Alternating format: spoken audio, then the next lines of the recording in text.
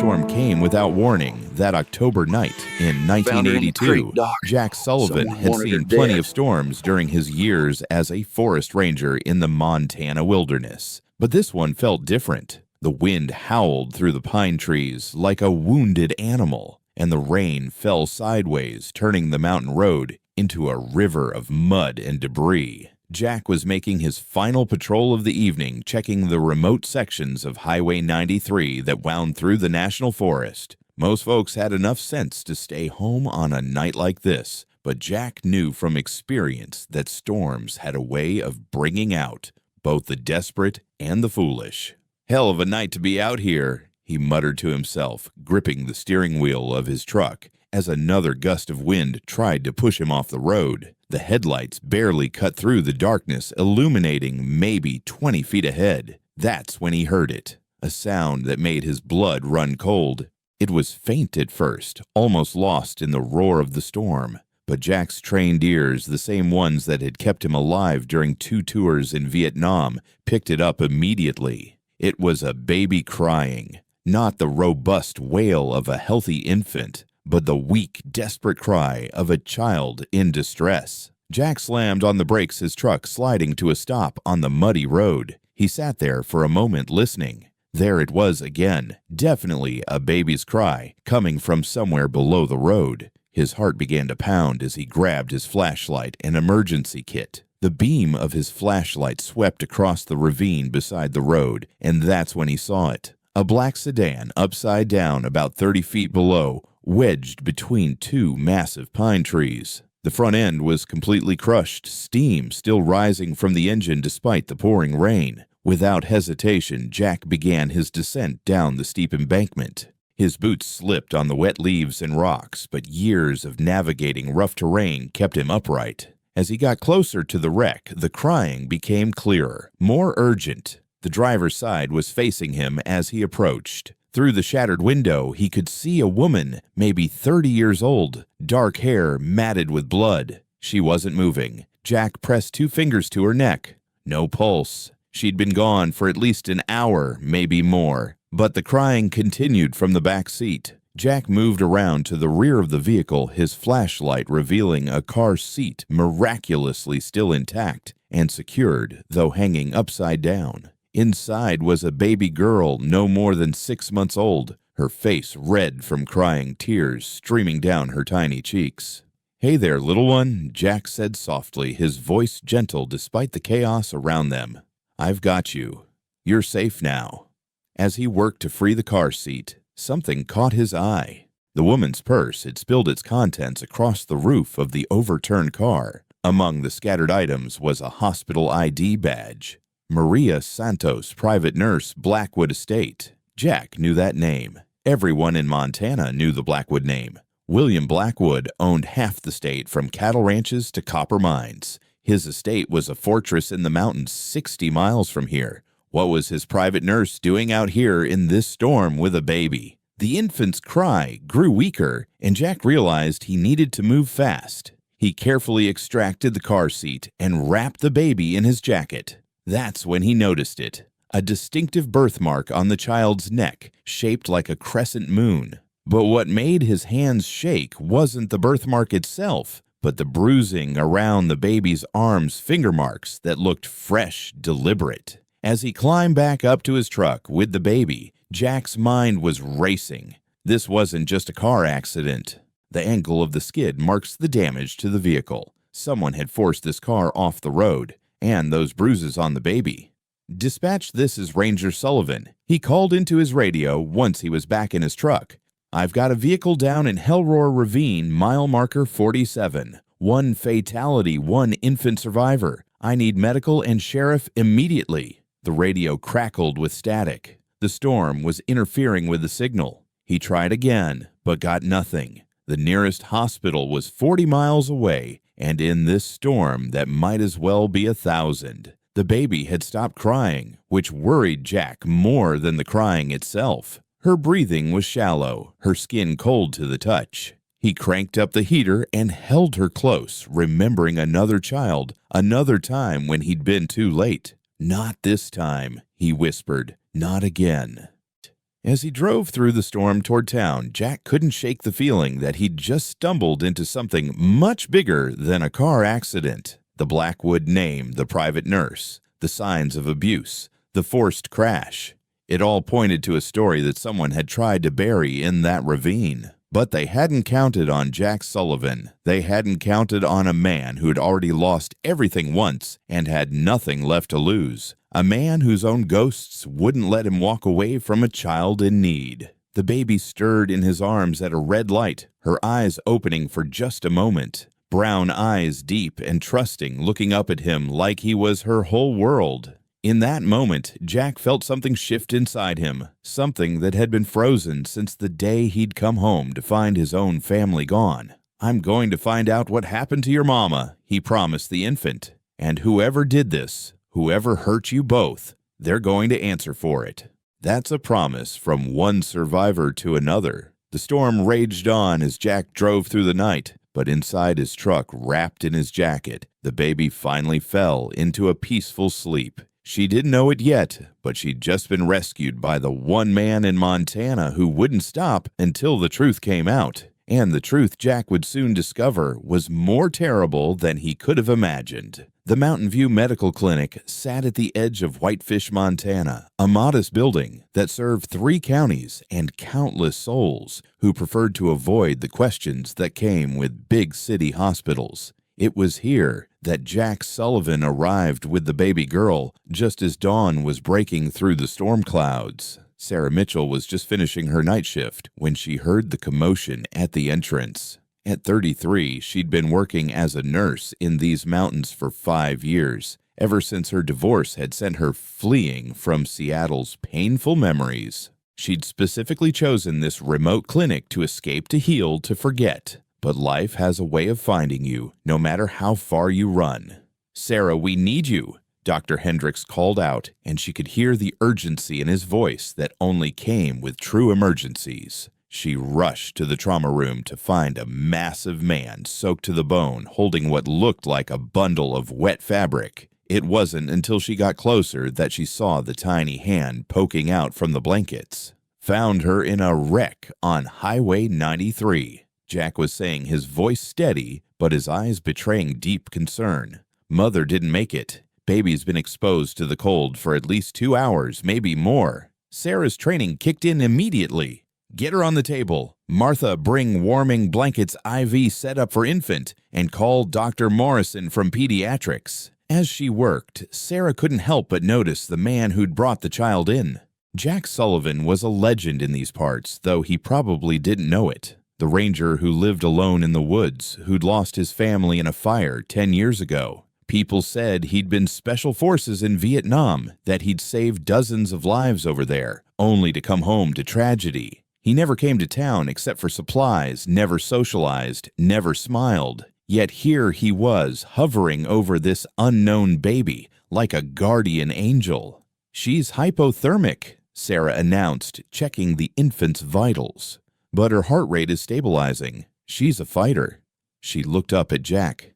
"You saved her life. 5 more minutes out there and—" "Just doing my job," Jack muttered, but he didn't move from his position by the examination table. Sarah noticed something else as she examined the baby, the distinctive crescent moon birthmark on her neck, and more disturbingly, the bruising on her arms. She exchanged a look with Dr. Hendricks, who nodded grimly. "Mr. Sullivan," Dr. Hendricks said carefully, "we'll need to document these injuries for the sheriff. This appears to be more than just an accident." Jack's jaw tightened. The mother was Maria Santos. She worked for the Blackwood family, and someone ran that car off the road. The room went quiet. Everyone in Montana knew you didn't cross the Blackwoods. William Blackwood owned the largest cattle operation in the state, 3 copper mines, and had judges and politicians in his pocket from here to Helena. His word was law in these mountains. Sarah focused on the baby, trying to ignore the chill that ran down her spine. As she worked to warm the infant, inserting a careful IV line and monitoring her oxygen levels, she found herself drawn to the child's face. Despite everything she'd been through, the baby had an almost serene expression, as if she knew she was finally safe. "Does she have a name?" Sarah asked softly. Jack shook his head. Nothing in the car except the mother's ID, but he hesitated, then pulled out a small silver locket he'd found. Inside was a photo of Maria Santos holding the baby, and on the back engraved in tiny letters, "Faith, my miracle." "Faith," Sarah whispered, and as if responding to her name, the baby's eyes fluttered open. They were the deepest browns Sarah had ever seen, wise beyond their months, and when they locked onto Sarah's face, something inside her broke and mended all at once. Sarah had lost 3 pregnancies during her marriage. Each loss had carved a piece from her heart until she thought there was nothing left. Her ex-husband had blamed her, said she was broken, and eventually found comfort in the arms of her best friend. Sarah had fled to Montana to escape the baby showers, the pitying looks, the constant reminders of what she couldn't have. But looking down at Faith, she felt something she'd thought was dead forever: hope. Her temperature's rising, Sarah announced, trying to keep her voice professional. "She's responding well to treatment, but she'll need constant monitoring for the next 48 hours. "I'll stay," Jack said immediately. Dr. Hendricks shook his head. "Mr. Sullivan, you've done enough. We can handle it from here." But Jack's expression was resolute. "That baby is in danger. Someone tried to kill her and her mother. Until the sheriff figures out what's going on, I'm not leaving her alone." Sarah looked between the 2 men, then made a decision that would change everything. "I'll stay too. My shift's over, but I'll stay." Over the next 2 days, Jack and Sarah took turns watching over Faith. They barely spoke at first, 2 damaged souls drawn together by a child who needed them. But slowly, as Faith grew stronger, they began to share their stories. Jack told her about his wife Emma and their son Michael, how he'd been on a 3-day search and rescue mission in Glacier National Park when the fire happened. Faulty wiring, they said. He'd come home to ashes and regrets. Michael was too, he said quietly, watching Faith sleep. "Same age as those kids in the village in name that I couldn't save. Sometimes I think I was meant to fail at protecting children, like it's my curse." Sarah found herself opening up to, telling him about the pregnancies, the betrayal, the hollow feeling of being deemed insufficient by the person who was supposed to love her most. "My ex said I was too broken to be a mother," she admitted. Maybe he was right. Jack looked at her, then really looked at her.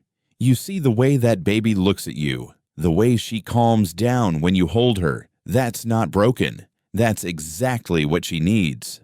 On the second night, as Sarah was giving Faith her bottle, the baby reached up and grabbed her finger. The grip was strong, determined, and Sarah felt tears rolling down her cheeks.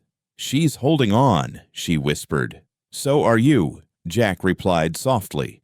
It was then that Sheriff Dan Cooper arrived with news that would shatter their temporary peace. "Jack, Sarah, we need to talk," he said, his face grim. "I've been investigating the crash. Maria Santos wasn't just any nurse. She was hired specifically to care for Victoria Blackwood's baby. Victoria is William Blackwood's daughter." Sarah's blood ran cold. "Victoria Blackwood, but she's been away at college in Europe." The sheriff shook his head.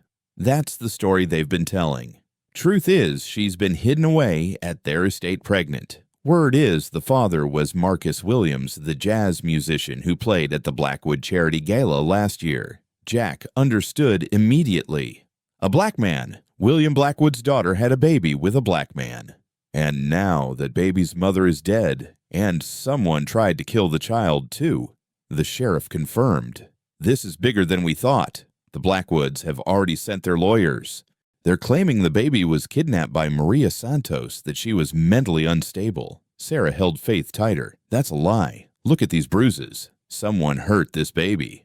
"I know," the sheriff said, "but proving it against the Blackwoods, that's another matter entirely." As if sensing the danger swirling around her, Faith began to cry. Sarah rocked her, gently humming a lullaby her own mother had sung to her years ago. Jack watched them mother and child in everything but blood and made a decision.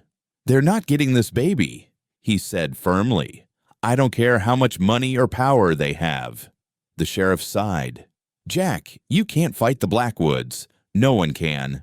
But Jack Sullivan had already lost everything once. He'd survived war, survived loss, survived 10 years of isolation, and now, looking at Sarah holding Faith, he realized he'd found something worth fighting for again. "Watch me," he said quietly, and in that moment, Sarah knew that their lives had just become infinitely more complicated and dangerous. But as Faith settled in her arms, finally safe and warm, Sarah also knew there was nowhere else she'd rather be. The nightmares always came in October. Jack Sullivan would wake up drenched in sweat, the smell of smoke filling his nostrils. Even though there was no fire, hadn't been one for 10 years. He could still hear them sometimes. Emma calling his name Michael, crying for his daddy. The sounds that haunted him from a night he wasn't there. It was 3 in the morning, 2 days after Faith had been released from intensive care into the regular pediatric ward. Jack sat in the uncomfortable hospital chair, watching the baby sleep in her crib when the memories crashed over him like a wave. "You okay?" Sarah's soft voice broke through his reverie. She'd just arrived for her volunteer shift. She'd been spending all her free time with Faith, unable to stay away. Jack rubbed his face with calloused hands. "October 15th, he said quietly. 10 years ago today. Sarah pulled up a chair beside him, close enough to offer comfort, but far enough to respect his space. She'd learned that about Jack. He was like a wounded animal, desperate for connection, but terrified of it too. "Tell me about them," she said gently. Jack was quiet for so long she thought he wouldn't answer. Then, staring at Faith's peaceful face, he began to speak. "Emma was a teacher like you were, elementary school. She had this laugh that could light up a room, you know. And she was patient. God, so patient. Had to be to put up with me." His voice caught. "I was gone so much. Forest Service search and rescue. I told myself I was providing for them, protecting the community. But really, I think I was running." "From what?" Sarah asked softly. "From Nam, from the things I did, the things I saw, the children I couldn't save." He closed his eyes. "There was this village outside of Da Nang. We got bad intel, thought it was a Viet Cong stronghold. By the time we realized our mistake, it was too late. 15 kids died in that raid. I can still see their faces." Sarah reached out, hesitated, then gently placed her hand on his arm. He didn't pull away. "I came home with their ghosts," Jack continued. "Emma tried to help me, but I kept her at arm's length. And Michael. God, Michael was perfect. 2 years old, just starting to talk. He'd run to the door every time he heard my truck arms up, shouting, 'Daddy, Daddy.' And I'd pick him up, but I could never shake the feeling that I didn't deserve him, that I was contaminated somehow, that my darkness would infect them." He laughed bitterly. "Turns out I was right. My darkness did destroy them, just not the way I thought." "Jack, the fire wasn't your fault," Sarah said firmly. "I was supposed to be home that night, but a hiker went missing on Granite Peak. I volunteered to lead the search. Didn't have to. Wasn't even my sector, but I jumped at any excuse to be the hero out there instead of being a husband and father at home." His voice broke. "The fire started around midnight, faulty wiring in the basement. Emma got Michael out of his room, but the stairs collapsed. They found them by the window. She'd wrapped her body around him, trying to protect him from the smoke." Faith stirred in her sleep, making a small sound, and both adults turned to watch her. Jack continued, his voice barely a whisper. "The hiker we were searching for found him the next morning, drunk in his own camp. He'd never been lost. And while I was out playing hero for someone who didn't need saving, my family died alone." Sarah felt tears on her own cheeks. She understood that kind of guilt, the weight of failing at the one thing that mattered most. "My turn," she said after a moment, and Jack nodded. "David and I tried for 5 years to have a baby," she began. "The first miscarriage happened at 8 weeks. The doctor said it was common not to worry. The second was at 12 weeks. I just started telling people buying baby clothes. She smiled sadly. David was disappointed, but supportive. Said we'd keep trying. She paused, gathering strength. The third pregnancy made it to 5 months. We knew it was a girl. We'd named her Rose, after my grandmother. I'd felt her move, seen her on the ultrasound sucking her thumb. Then one day, the movement stopped. The doctor couldn't find a heartbeat. Jack turned to look at her fully, seeing the pain etched in every line of her face. That's when David changed, Sarah continued. He became angry, distant, said I was broken, that my body was rejecting his children. He started staying late at work, going to conferences that didn't exist. I was so lost in my own grief that I didn't see the signs. She laughed, but it was hollow. You want to know the pathetic part? I was planning to surprise him with dinner from his favorite restaurant for our anniversary. Thought maybe we could reconnect, start healing together. I walked into his office with takeout bags and found him on his desk with my best friend Jennifer. She was pregnant, with his child.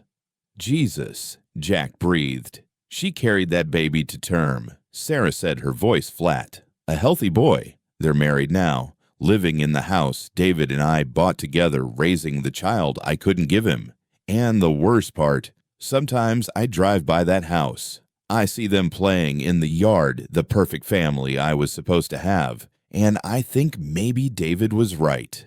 Maybe I am broken. Faith chose that moment to wake up not crying, but making soft, cooing sounds. Sarah automatically reached for her, and the baby settled immediately in her arms, one tiny hand grasping Sarah's finger. You're not broken, Jack said firmly, watching them together. Look at her. She knows exactly who you are. Sarah looked down at Faith, this baby, who had somehow found her way to them through tragedy and violence. Sometimes I think the universe has a cruel sense of humor. I couldn't keep my own babies, but here I am, falling in love with a child I can't keep either. Who says we can't keep her? Jack asked. Sarah looked at him in surprise. Jack, the Blackwoods. The Blackwoods tried to murder her. Jack interrupted. And I've got evidence. He pulled out a small notebook from his jacket. I went back to the crash site yesterday. Found something the sheriff's team missed. He showed her photos he'd taken with his camera. Tire marks from a second vehicle, a heavy truck, paint transfer on Maria's car, black expensive, and this. He held up a small evidence bag containing a gold cufflink with the Blackwood family crest. This was caught in the broken glass of Maria's rear window. William Blackwood was wearing these at the charity gala last month. I saw the photos in the paper. Sarah's eyes widened. Jack, this is dangerous. If William Blackwood finds out you have this, then we'd better make sure he doesn't find out. Not until we're ready. Jack looked at Faith, then at Sarah. I failed to protect my family once. I failed those children in Vietnam, but I'm not failing this time. This baby, she's got no one else. She has me too, Sarah said quietly. They sat in silence for a moment, two broken people holding on to a baby who somehow made them feel whole. Faith yawned, her tiny mouth forming a perfect O, and both adults smiled despite everything. You know what the real tragedy is, Sarah said softly. Victoria Blackwood. She's 19? Her father controls every aspect of her life, and when she finally finds love, he destroys it. Jack nodded. Sheriff Cooper did some digging. Marcus Williams left town the day after Victoria would have told her father she was pregnant. His apartment was cleaned out, no forwarding address, but his car was found at the bottom of Canyon Creek 2 months later. Ruled an accident. Dear God, Sarah breathed. He killed the father, too. Can't prove it, but William Blackwood doesn't leave loose ends. Jack's jaw tightened. Except he did. Faith survived, and as long as I'm breathing, she's going to keep surviving. Sarah was about to respond when the door opened. Dr. Hendricks entered his face grave. We have a problem, he said. There's a woman here claiming to be the baby's mother. Victoria Blackwood just walked into the hospital, and she's demanding to see her daughter. Jack and Sarah exchanged looks. The woman whose father had tried to murder her baby was here. The question was she another victim, or was she part of the conspiracy? Sarah held Faith tighter, feeling the baby's heartbeat against her chest.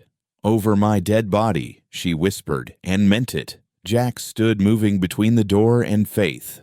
"Let her come," he said grimly. "It's time we found out whose side Victoria Blackwood is really on." The ghosts of their past had prepared them for this moment. Two people who had lost everything ready to fight for a child who had already captured their broken hearts. The battle for Faith was about to begin, and neither Jack nor Sarah would back down. Not this time. Never again. Victoria Blackwood stood in the hospital corridor like a ghost made flesh. At 19, she should have been radiant with youth, but her face was pale and drawn, her expensive clothes hanging loose on her too thin frame. Her hands trembled as she clutched a small teddy bear, pink, with a silk ribbon around its neck. Jack positioned himself in the doorway, his massive frame blocking any view of Faith. Sarah stood behind him, the baby secure in her arms. They could hear Dr. Hendricks speaking quietly to Victoria in the hallway. "Miss Blackwood, perhaps we should discuss this in my office first." "No." Victoria's voice was stronger than her appearance suggested. "I need to see her. I need to know she's real. My father told me she died. He told me my baby died." Jack and Sarah exchanged glances. Either Victoria was an exceptional actress, or she truly believed her child had died at birth. Jack made a decision and stepped aside slightly, though his hand remained on the door frame, ready to intervene. Victoria entered slowly, as if walking through a dream. When her eyes landed on Faith in Sarah's arms, she let out a sound that was part gasp, part sob. "She's alive," Victoria whispered. "My God, she's alive. She's beautiful." She took a step forward, then stopped, seeming to notice Jack and Sarah for the first time. "You're the ones who saved her." "Jack Sullivan," he said carefully. "Forest ranger, found her in the wreck." "Sarah Mitchell," Sarah added, holding Faith a little tighter. "I'm a nurse here." Victoria's eyes filled with tears. "Maria, is she really dead?" Jack nodded grimly. "I'm sorry. She was gone when I found the car." Victoria sank into a chair, the teddy bear falling from her hands.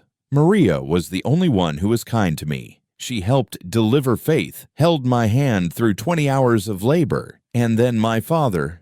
She trailed off, seeming to realize she was saying too much. "Your father? What?" Sarah prompted gently. Victoria looked up at them, and Jack saw something shift in her eyes, a decision being made. "Can I trust you?" she asked. "I mean really trust you, because if I tell you the truth, and my father finds out—" Jack closed the door and pulled up a chair across from her. "Victoria, someone ran Maria's car off the road. Someone tried to murder your daughter. If that someone was your father, then you're not safe either." Victoria was quiet for a long moment, staring at Faith. The baby was awake now, looking around with those wise brown eyes that seemed to take in everything. "Her father was Marcus Williams," Victoria finally said. "We met at the charity gala last spring. He was playing piano, jazz standards, the kind of music my father hates. But when Marcus played—" She smiled sadly at the memory. It was like the whole world made sense. She continued, her voice growing stronger. "We fell in love. Real love, not the arranged society match my father had planned with the Henderson boy. Marcus was brilliant, kind, funny. He treated me like a person, not a possession. And yes, he was black, which in my father's world was the ultimate sin." Sarah sat down next to Victoria, still holding Faith. "What happened when you told your father you were pregnant?" Victoria's hand unconsciously went to her stomach. "He hit me. First time he'd ever actually struck me, though the threat had always been there. Called me a whore, said I'd destroyed the family name. Then he locked me in my room for 3 days while he handled the situation." "Marcus?" Jack asked, though he suspected he knew the answer. "They told me he left town, abandoned me. But I knew Marcus. He would never—" Her voice broke. 2 months later, they found his car in the canyon. My father had the audacity to seem sympathetic, Said it proved Marcus was unstable, that I was better off without him. Faith made a small sound, drawing Victoria's attention. Can I hold her? Sarah hesitated, then carefully transferred Faith to her birth mother's arms. The moment was electric with tension. Faith looked up at Victoria with curious eyes studying this new face. "Hello, my darling," Victoria whispered. "I'm your mama, your real mama. I'm so sorry I wasn't there. I'm so sorry for everything." Faith reached up with one tiny hand and touched Victoria's face, feeling the tears there. Then, to everyone's surprise, she smiled. A real, genuine baby smile that lit up her entire face. Victoria sobbed, holding her daughter for the first time in months. "They told me you died. Said there were complications, that you couldn't breathe. I heard you cry once, just once, and then nothing. My father said it was for the best, that God was sparing you from a life of shame." "But Maria knew the truth," Jack said. Victoria nodded. "She must have. She was there for the delivery, but my father sent her away right after, gave her a bonus and told her to take a vacation. But she must have known they were planning something terrible. So she took Faith and ran," Sarah concluded. "And my father sent someone after her." Victoria's voice hardened. "He murdered Maria to keep his secret. He tried to murder our baby." She looked up at Jack and Sarah with fierce determination. "I can't take her back there. He'll kill her or send her away, or worse. But I don't know what to do. He controls everything. My money, my movements, my life. I'm not even supposed to be here. I snuck out when he was in a board meeting." Jack leaned forward. "Victoria, I have evidence that your father was involved in the crash. We can go to the FBI, get you both protection." But Victoria shook her head. "You don't understand his reach. He owns judges, prosecutors, police chiefs. The FBI agent in charge of this region is his golf buddy. There's nowhere we can run that he won't find us." Faith began to fuss, and Victoria looked panicked. "I don't even know how to comfort her. I don't know what she needs." Sarah gently coached her. "She's probably hungry. Here, support her head like this."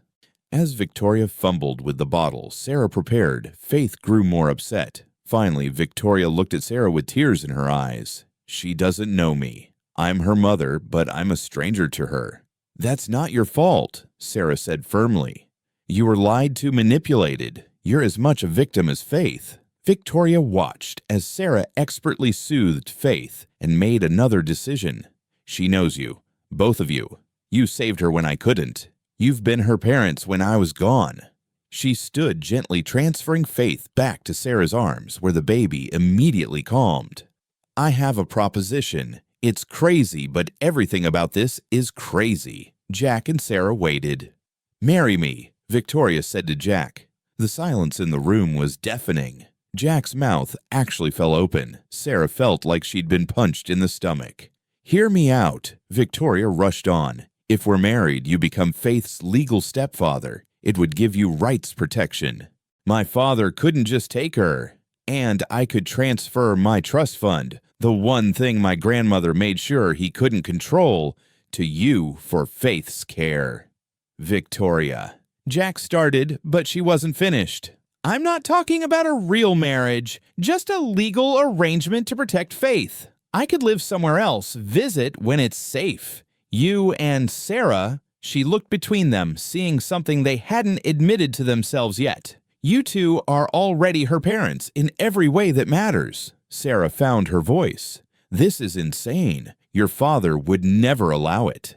"My father doesn't know I'm here. If we do it quickly, quietly present it as a done deal. He cares more about appearances than anything. A married daughter with her child in a stable home looks better than the scandal of a custody battle." Jack stood pacing to the window. Outside, the October sun was setting over the mountains, painting them gold. He thought about Emma, about the marriage he'd failed at, the family he'd lost. Then he looked at Faith in Sarah's arms, this baby who'd somehow given him a second chance. "There's another option," he said slowly. "Sarah and I could petition for emergency custody as the ones who rescued and cared for Faith. Combined with the evidence of attempted murder, my father would bury you in legal fees," Victoria said bluntly. "And meanwhile, Faith would be in foster care or worse. Please. I know I have no right to ask this, but I'm desperate. I can't lose her again. And I can't save her alone." Sarah stood still, holding Faith. "Victoria, even if we agreed to this insane plan, there are so many complications." The door burst open. Sheriff Cooper rushed in, his face grim. "We've got a problem. William Blackwood just arrived with a court order for immediate custody of the baby. He's got 3 lawyers and a social worker with him. They're downstairs now." Victoria went white. "He knows I'm here."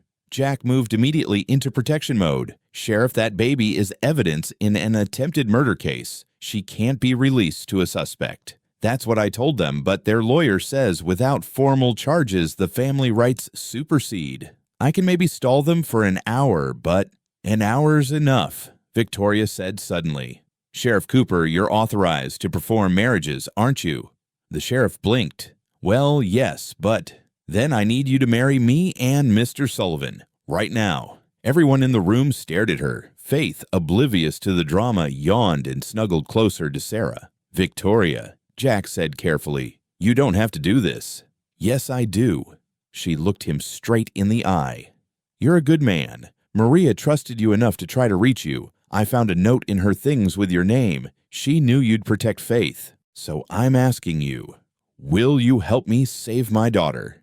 Jack looked at Sarah, who was holding Faith with tears streaming down her face. He thought about all the children he'd failed to save, all the ghosts that haunted him. But this child was alive here, needing protection.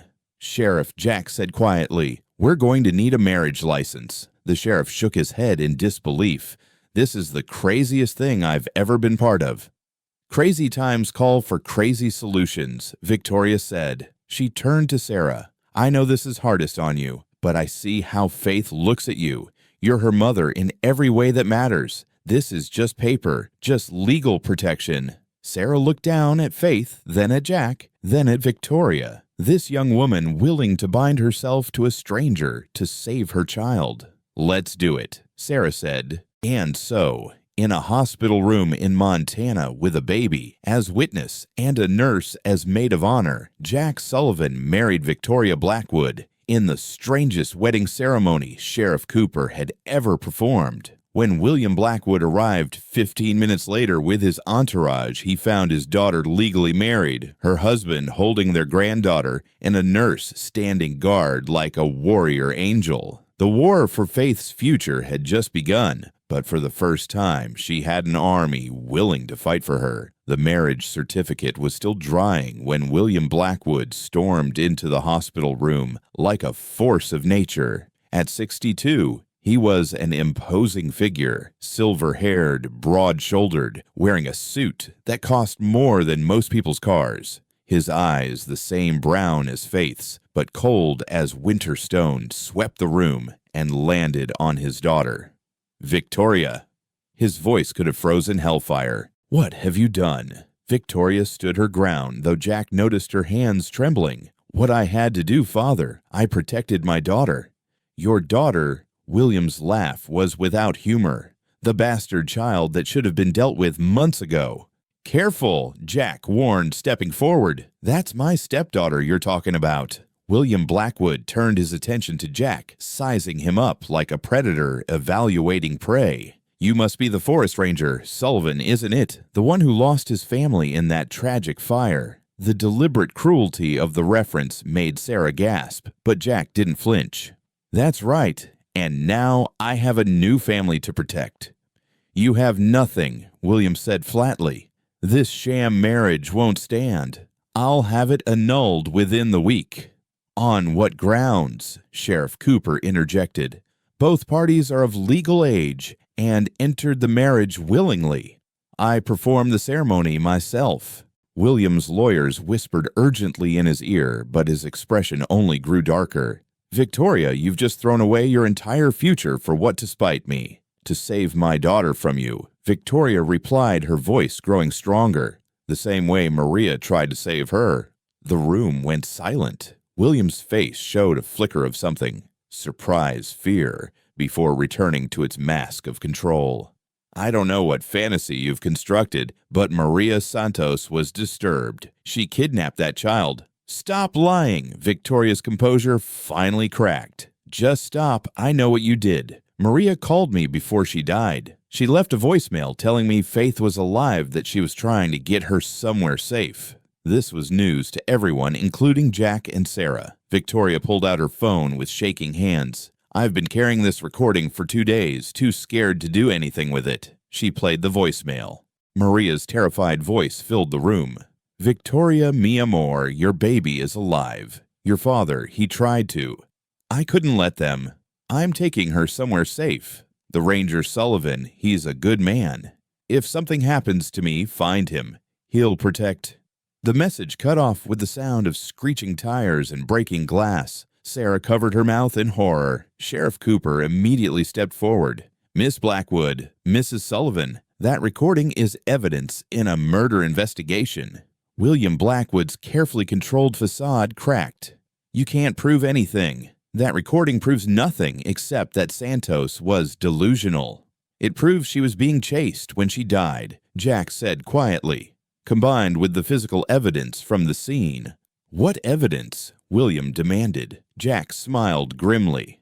The kind that's already in federal hands. Did you really think your connections in the local police would be enough? I spent 10 years in special forces, Mr.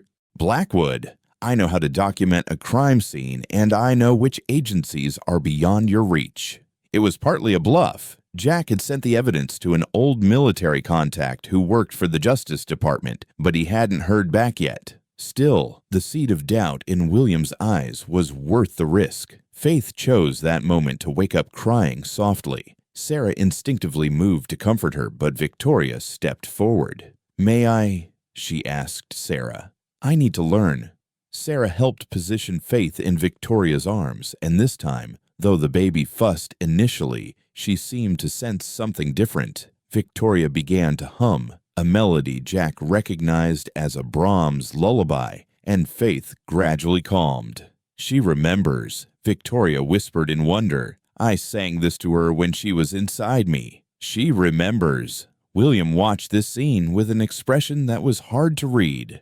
For just a moment, Jack thought he saw something human flicker across the man's face. Regret loss. But it was gone in an instant. This isn't over, William said coldly. You think you've won something here. You've just painted a target on all your backs. That child will never be safe now. Never be accepted. You've condemned her to a life as an outsider, neither black nor white, neither legitimate nor fully illegitimate. She'll be loved, Sarah said firmly, speaking for the first time since William entered. That's more than you ever offered her. William's gaze turned to Sarah with laser focus. And who are you exactly? The nurse. How convenient that my daughter marries a stranger while another woman stands ready to play mother. How much did they pay you? The insult hung in the air like poison. Jack started forward, but Sarah put a hand on his arm. Nobody paid me anything, Mr. Blackwood, she said with quiet dignity. I'm here because that baby deserves better than being murdered for the crime of existing. And if you come near her again, you'll find out exactly how far a woman will go to protect a child she loves. Touching, William said sarcastically. But love doesn't pay bills. Love doesn't provide education opportunities, a future. You're condemning that child to poverty. Actually, Father, Victoria spoke up. I've already transferred my trust fund to account for Faith's care. Grandmother's money, remember the one thing you never could control? William's face went purple. That's $50 million. $53 million, actually, Victoria corrected. Grandmother was better at investments than you thought. And it's all going to ensure Faith has everything she needs, far away from you. You ungrateful little... I'd choose your next words very carefully, Jack warned, his voice carrying the quiet menace of a man who'd seen real violence. You're in a room full of witnesses, including a sheriff. William composed himself with visible effort. He turned to his lawyers. Draw up commitment papers. My daughter is clearly having a mental breakdown. This marriage was conducted under duress while she was psychologically impaired. Try it, Victoria said. I'll take every medical and psychological test you want. And then I'll tell them about the bruises, Father, about the locked rooms, about what you did to Marcus." Father and daughter stared at each other across a chasm that would never be bridged. Finally, William turned to leave, but stopped at the door. "You'll regret this, Victoria. All of you will. I built this town. I own this state. There isn't a corner of Montana where you can hide from me." He looked at Faith in Victoria's arms. "And that abomination will never be a Blackwood." "Good," Victoria said firmly. "She's a Sullivan now." After William and his entourage left the room, seemed to exhale collectively, Victoria sank into a chair, still holding Faith. "He'll come after us," she said quietly. "He never makes idle threats." "Let him try," Jack said. "I've got friends too, veterans who don't take kindly to children being threatened." Sheriff Cooper cleared his throat. "I'll post a deputy outside the room tonight, and I'll fast-track that evidence to the FBI myself. William Blackwood might own a lot of people, but he doesn't own everyone." Victoria looked between Jack and Sarah. "I'm sorry. I've dragged you both into my nightmare." "No," Sarah said firmly. "You gave us a chance to save Faith. That's all that matters." Victoria stood carefully, transferring Faith to Sarah's arms. "I need to ask you both something. This marriage, it's just paper. But raising Faith, that's real. Could you both be her parents? Really be her parents? I'll visit when I can be part of her life, but she needs stability. She needs you." Jack and Sarah looked at each other, a whole conversation passing silently between them. They'd known each other for less than a week, but trauma and purpose had forged a bond that felt older, deeper.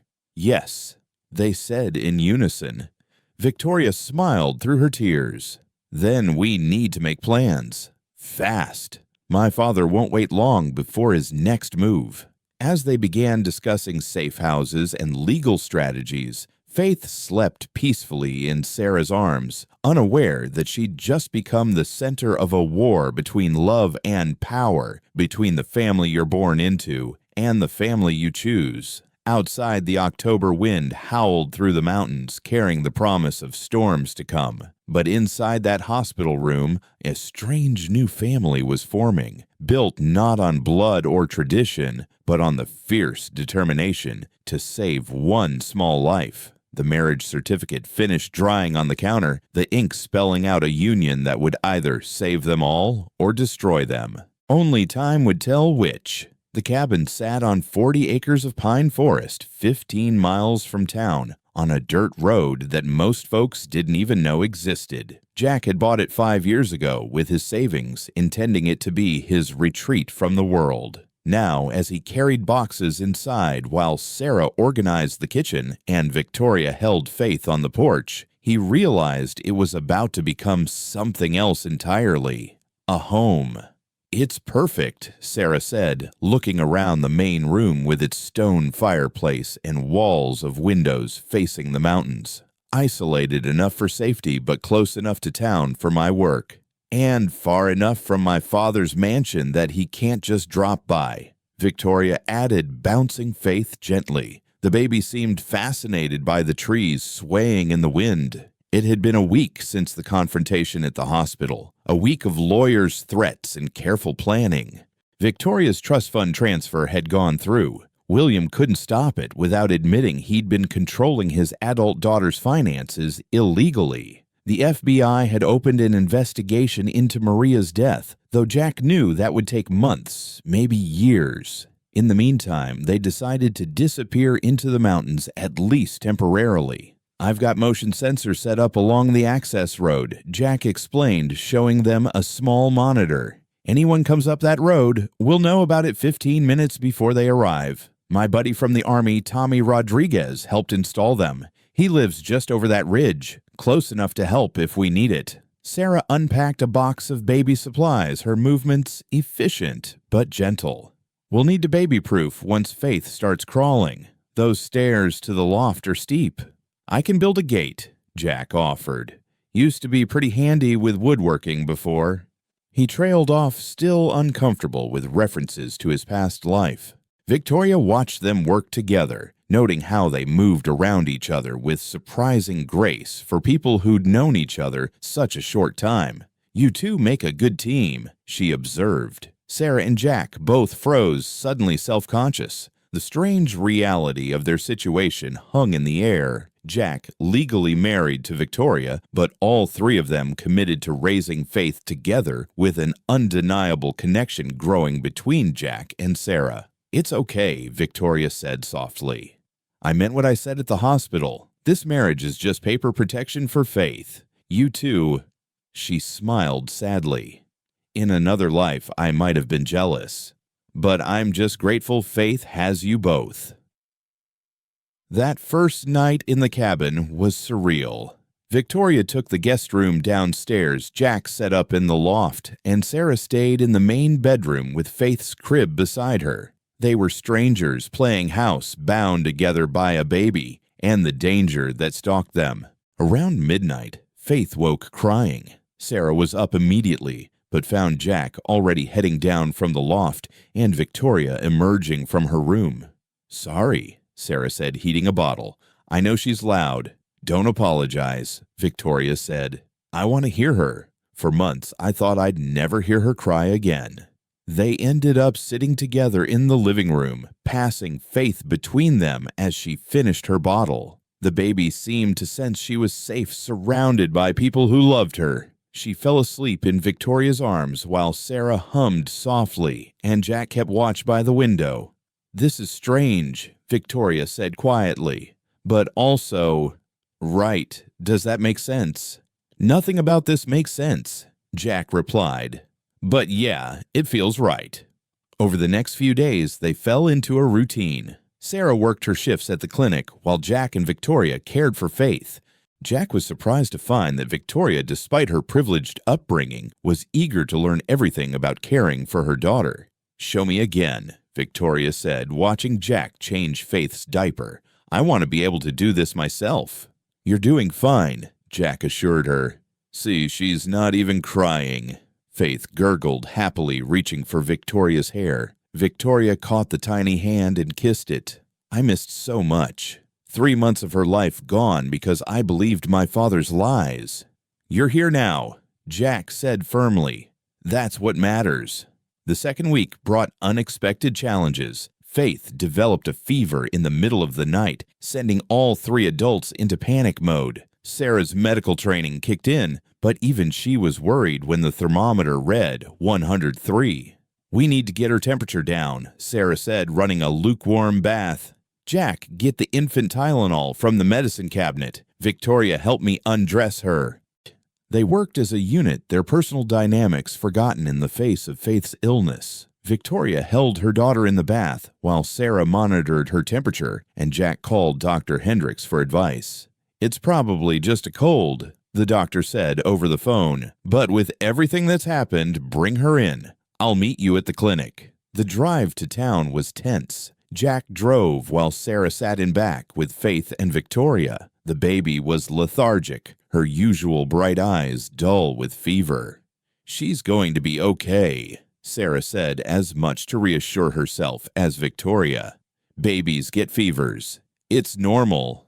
"Nothing about our situation is normal," Victoria replied, but she squeezed Sarah's hand gratefully. Dr. Hendricks confirmed it was just a viral infection, but the scare had shaken them all. That night, they set up a makeshift camp in the living room, taking turns watching Faith sleep, checking her temperature every hour. "I never knew I could be this terrified," Victoria admitted around 3 a.m. "When I was pregnant, I worried about normal things. Would she be healthy? Would I be a good mother? I never imagined I'd be worried about someone trying to kill her."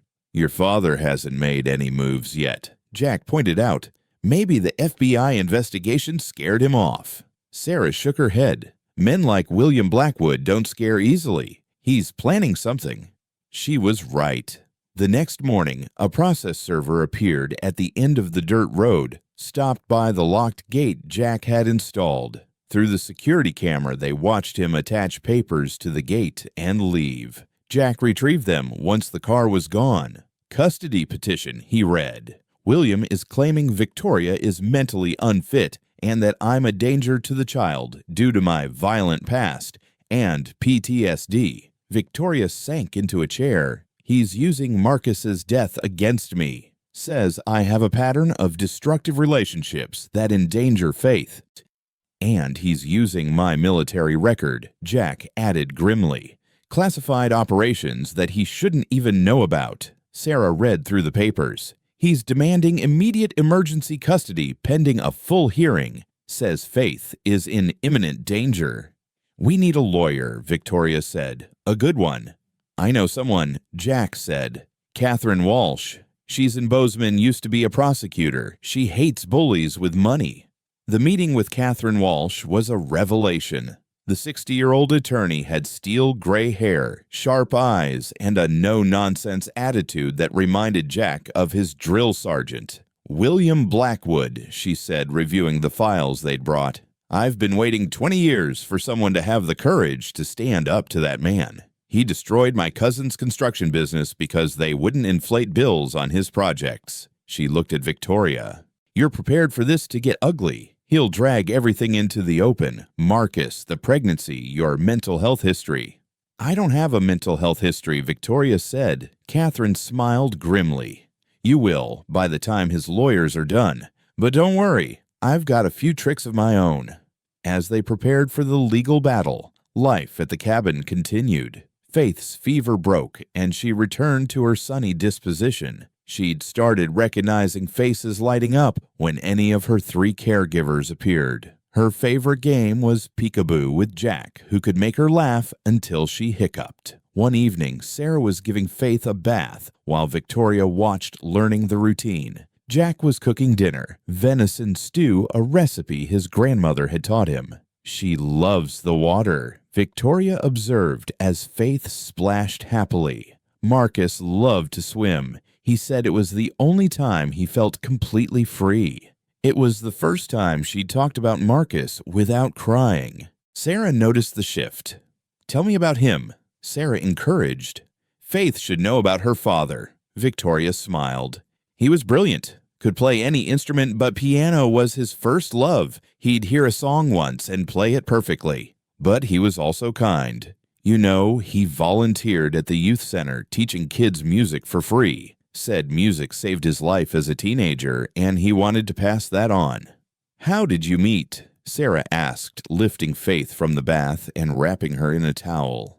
At the gala, Father had invited him to perform, probably to show how progressive he was. Marcus was playing Round Midnight by Thelonious Monk, and I was captivated. During his break, I asked him about the song. He said it was about transformation, about finding beauty in the darkest hours. Victoria's voice grew soft.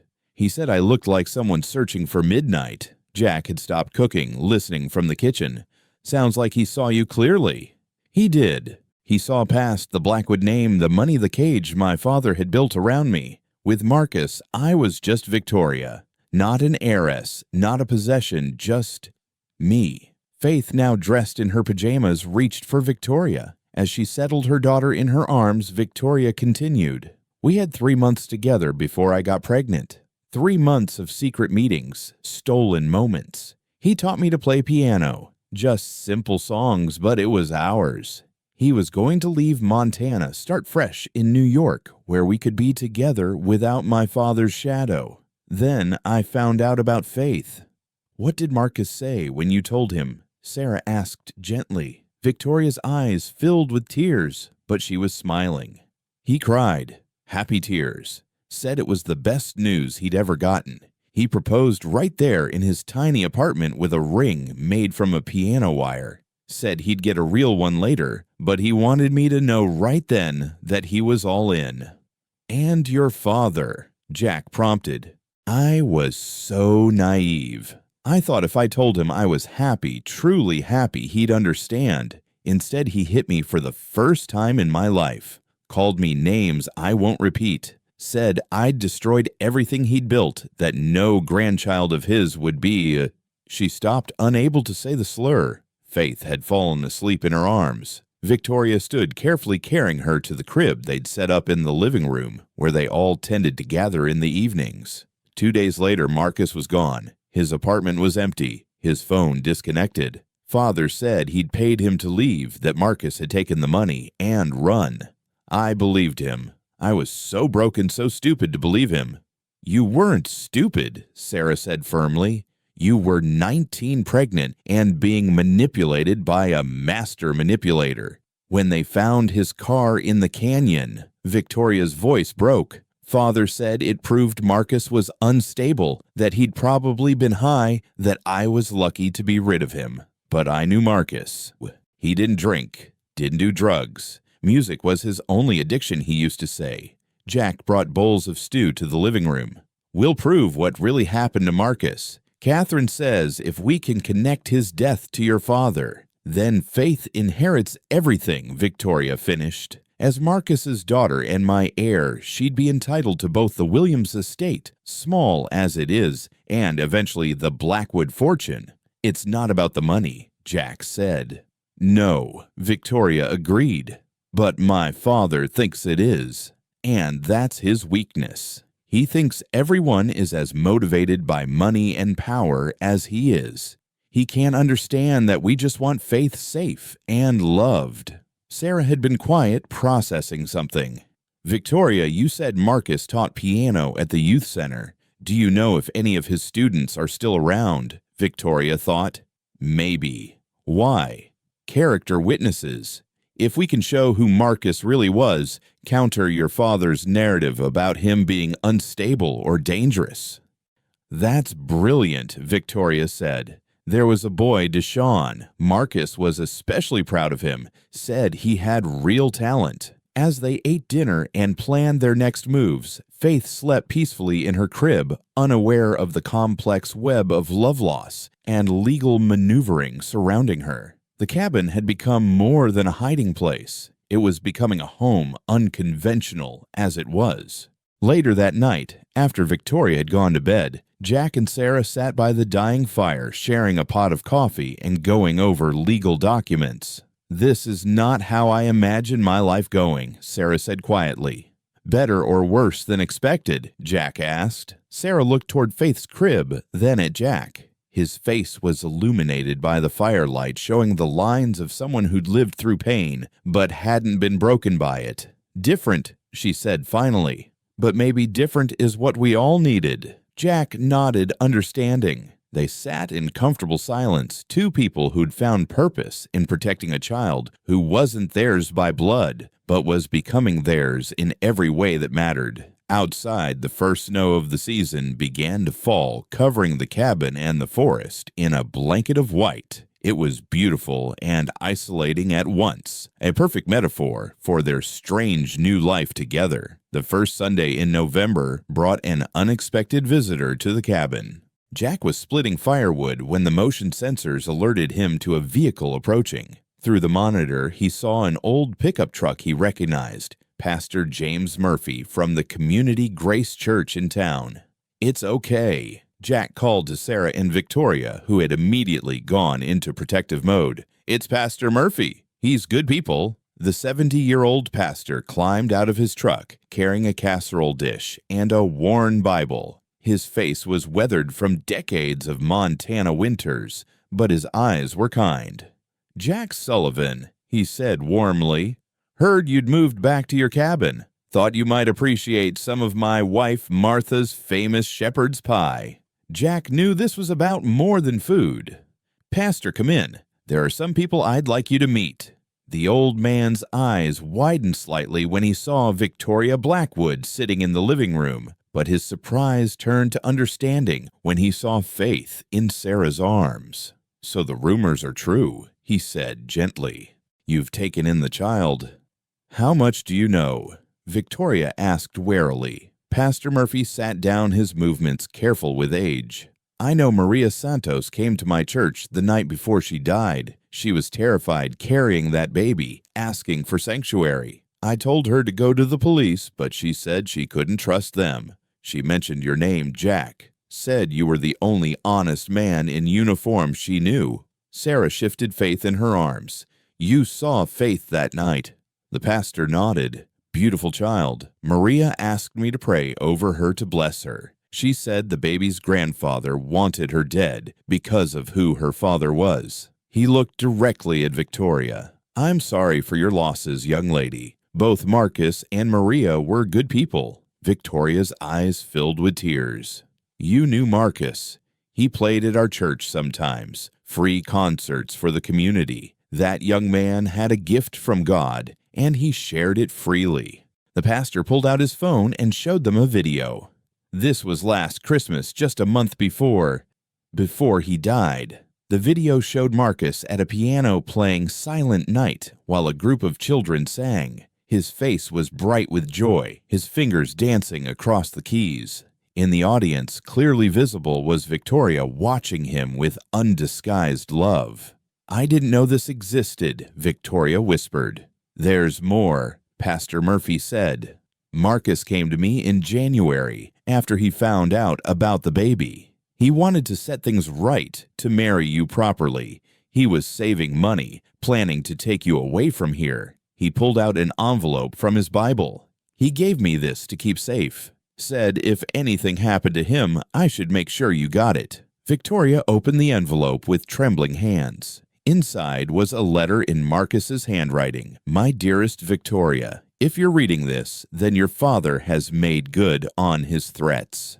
Please know that I love you and our child more than life itself. I'm not running. I would never leave you. Your father has made it clear that the only way I leave Montana is in a box, but I had to try to create a future for us.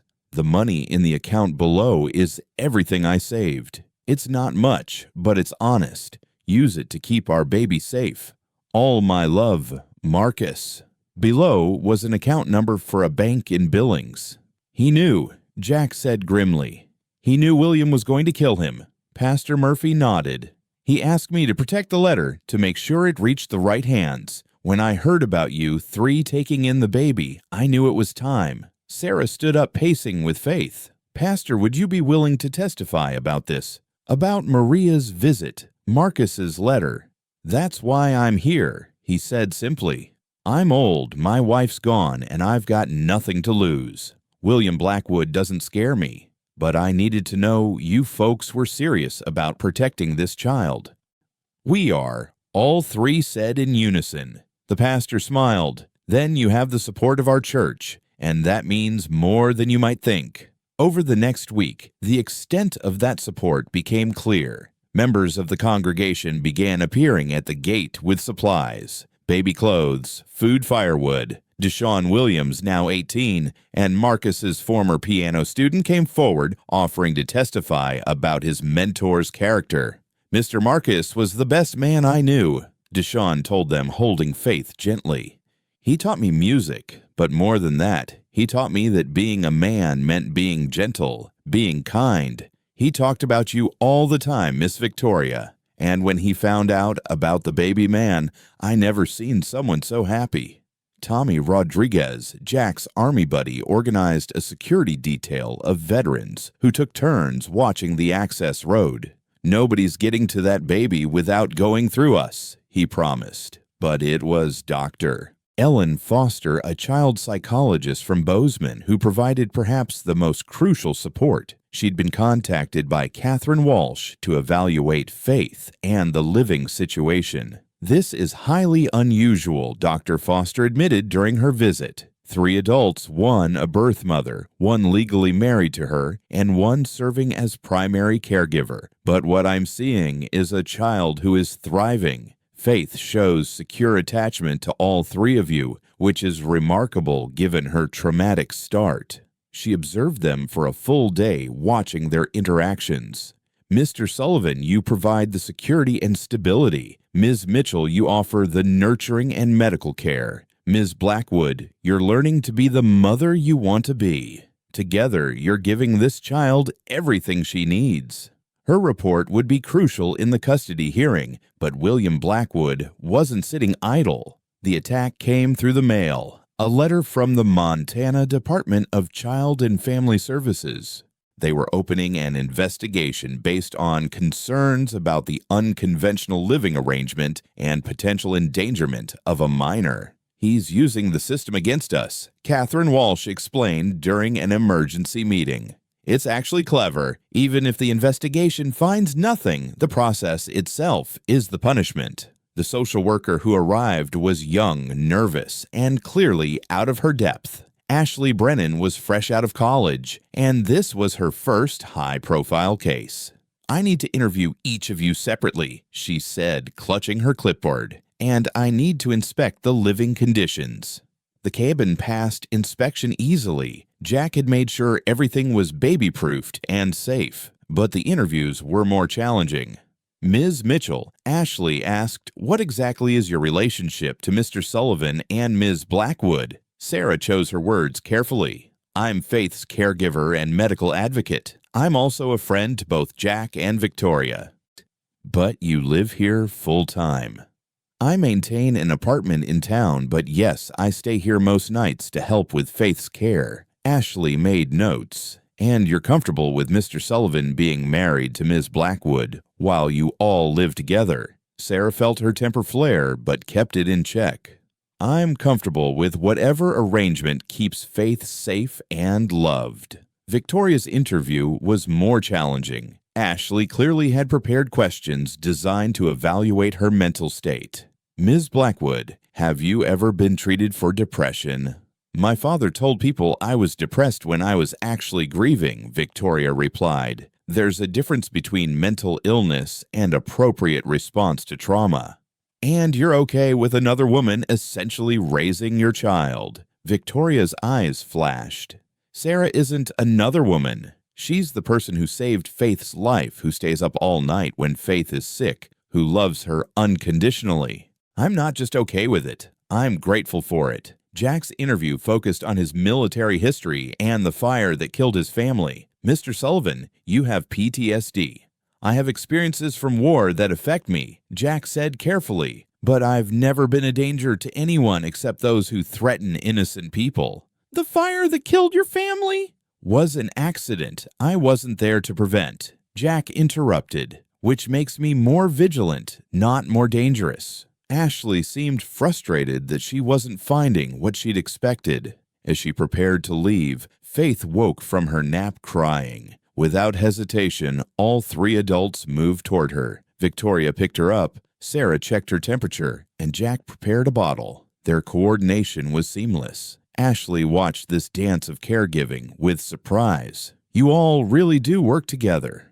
"That's what we've been trying to tell you," Sarah said. "This isn't about us. It's about Faith." That evening, after Ashley left, they received an unexpected call from Sheriff Cooper. "We've had a break in the case," he said.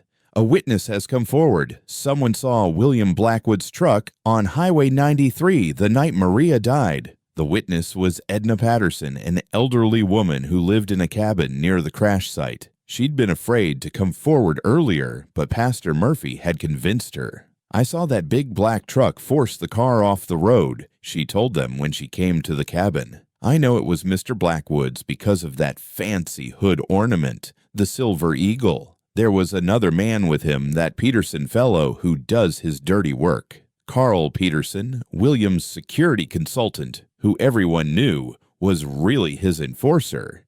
Catherine Walsh was ecstatic. "This is huge. Combined with Marcus's letter and the other evidence, we can actually build a criminal case."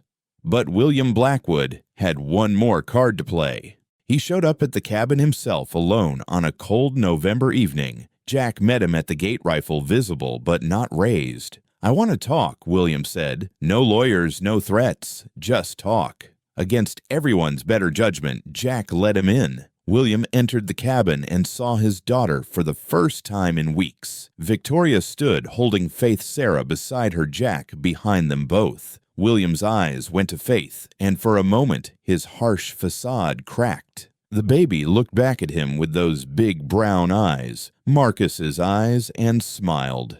"She looks like you did at that age," he said to Victoria quietly. "Same nose, same chin." "And her father's eyes," Victoria said defiantly. William nodded slowly.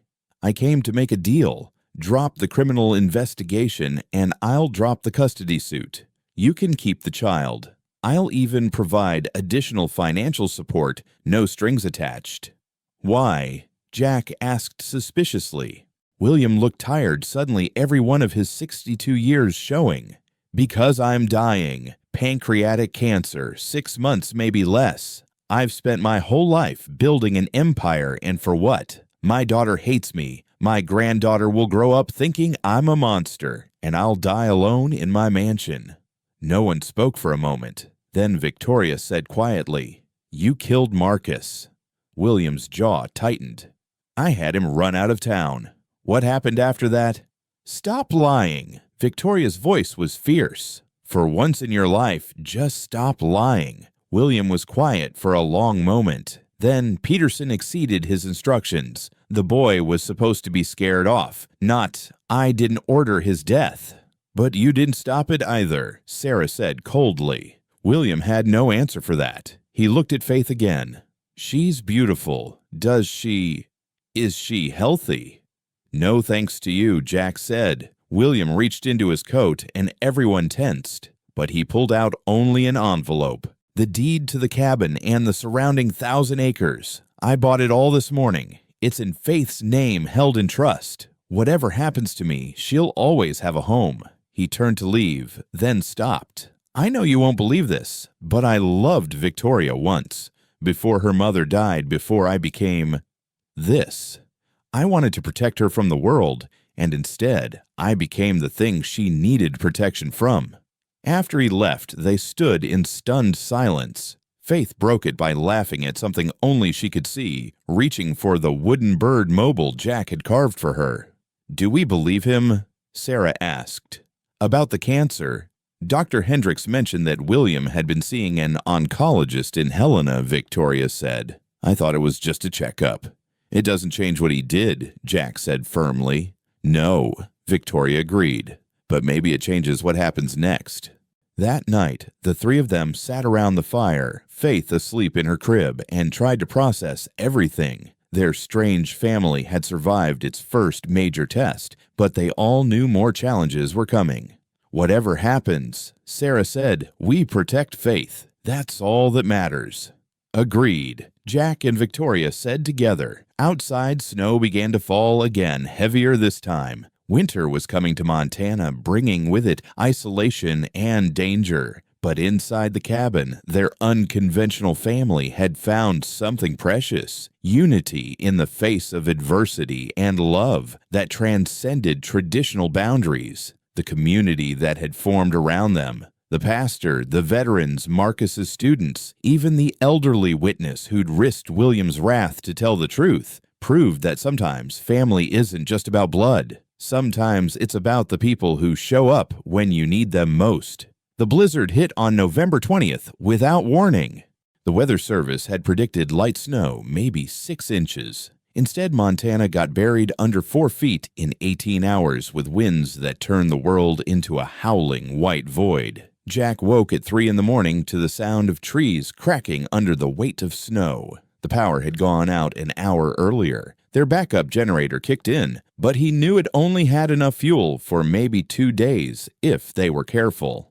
"We've got a problem," he told Sarah and Victoria, who were already up huddled with Faith near the fireplace. "The access road will be completely blocked. Nobody's getting in or out for at least a week." "Faith's running low on formula," Sarah said quietly. "Maybe 3 days' worth, if we stretch it." Victoria held her daughter closer.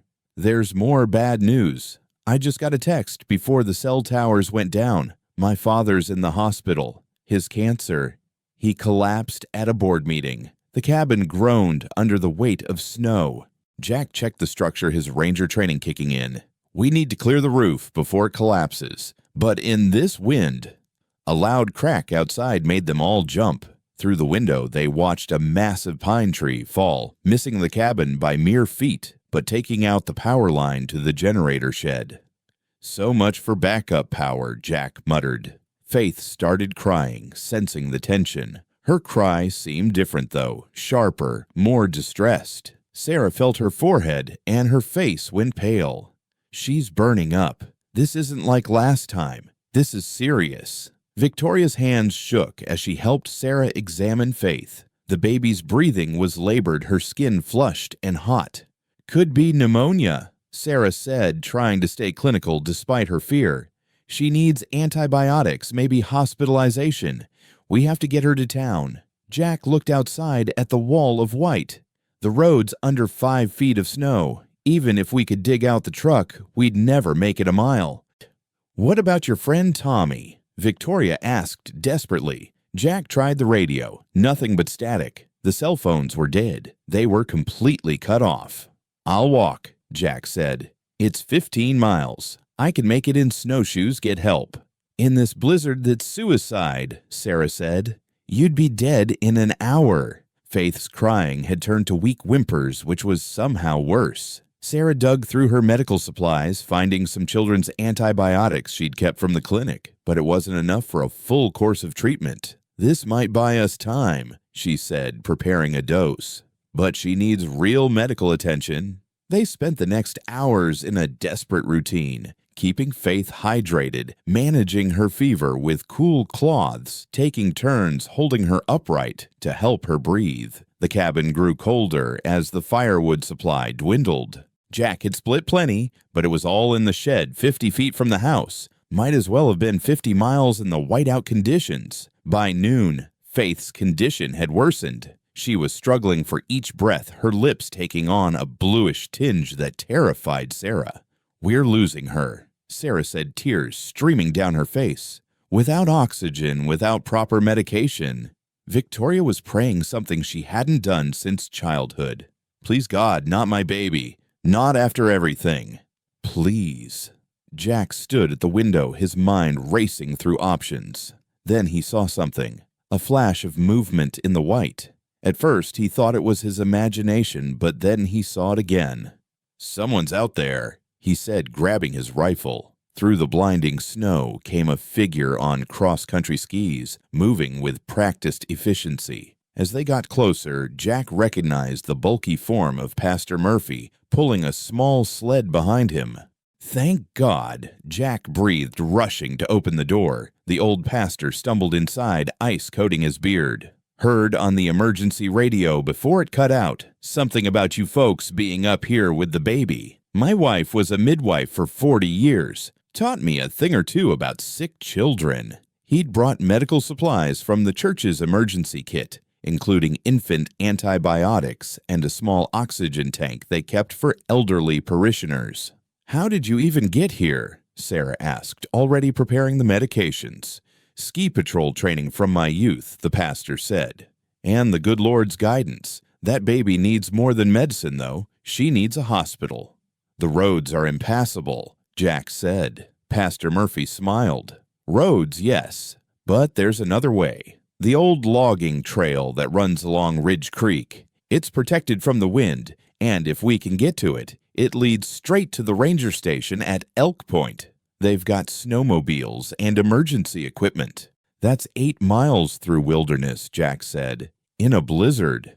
"Faith won't make 8 miles," Sarah said bluntly. "She needs help now." They worked through the afternoon, the oxygen helping Faith breathe, but her fever still dangerously high. Then, as evening approached, they heard engines, snowmobiles, several of them. Tommy Rodriguez and 3 other veterans had made it through on the logging trail. "Pastor Murphy called us on the emergency ham radio," Tommy explained. "We've got a rescue sled, medical supplies, and a paramedic. Let's get that baby out of here." The journey down the mountain was a nightmare. Jack drove one snowmobile with Sarah holding Faith in the rescue sled, while Victoria rode with Tommy. The wind tried to tear them from the machines, snow blinded them, and several times they had to stop to clear fallen trees from the trail. Faith's breathing grew more labored with each mile. Sarah kept the oxygen mask on her tiny face, but she could feel the baby's strength fading. "Stay with us, sweetheart," Sarah whispered. "Just a little longer." They reached the ranger station at Elk Point to find Dr. Hendricks waiting with a full medical team. He'd driven through the storm from the opposite direction when he heard the emergency call. "Get her inside now," he ordered, taking Faith from Sarah's arms. The next hours were a blur. Dr. Hendricks worked with fierce concentration, administering IV antibiotics, breathing treatments, and fluids. Faith was so small, so still on the examination table. It's severe pneumonia, he confirmed, probably triggered by the stress and the cold. The next 12 hours are critical. They set up a makeshift ICU in the ranger station. Victoria never left Faith's side, talking to her, singing the Brahms lullaby over and over. Sarah monitored her vitals obsessively. Jack coordinated with the rescue teams, making sure they had everything they needed. Around midnight, Faith's fever spiked to 104. Her tiny body seized, and for terrible moments, she stopped breathing. Dr. Hendricks worked with swift efficiency, administering anti-seizure medication. "Come on, little fighter," he muttered. "Don't give up now." Sarah and Victoria held each other, both sobbing as they watched the doctor work. Jack stood behind them, his hands on their shoulders, praying to a God he'd stopped believing in after his family died. Then miraculously, Faith gasped. Her chest rose and fell. The seizure stopped. "She's stabilizing," Dr. Hendricks said, exhausted but relieved. "The antibiotics are finally working." By dawn, the blizzard had passed, leaving the world transformed under a blanket of white. Faith's fever had broken, and she was breathing normally. When she opened her eyes and saw Victoria, she managed a weak smile. "Mama," she whispered, the first word she'd said in 2 days. Victoria sobbed with relief, kissing her daughter's forehead. "I'm here, baby. Mama's here." Sarah checked Faith's vitals for the 100th time, finally allowing herself to believe they'd made it through. Jack stood by the window, watching the sun rise over the snow-covered mountains, and felt something he hadn't experienced in years: gratitude for answered prayers. The rescue made headlines across Montana. "Community saves. Baby in blizzard rescue" ran in every paper. The story of veterans, a pastor and a doctor, coming together to save one small life, captured hearts across the state. But there was darker news, too. William Blackwood had died during the night alone in his hospital room while the blizzard raged. His last act had been to sign papers his lawyer brought, documents that would change everything. Catherine Walsh arrived at the ranger station as soon as the roads were clear, carrying a thick folder. "William changed his will 2 days ago," she said. "He left everything to Faith. The entire Blackwood empire, the ranches, the mines, the investments, all of it goes into a trust for her with Victoria as primary trustee, and you two," she looked at Jack and Sarah, "as co-trustees." Victoria stared at the papers in shock. He did this before he knew about the blizzard, before Faith got sick. Catherine nodded. "There's also this." She handed Victoria a letter. "Victoria, I know you'll never forgive me, and I don't deserve forgiveness. I destroyed the 2 things you loved most, Marcus and your trust. I tell myself I was protecting you, but the truth is I was protecting myself, my legacy, my pride. I'm leaving everything to Faith, not as an apology. Nothing can apologize for what I've done, but as an acknowledgement. She deserves the life I tried to deny her. She deserves every opportunity, every advantage. I watched you once with Marcus at the Christmas concert.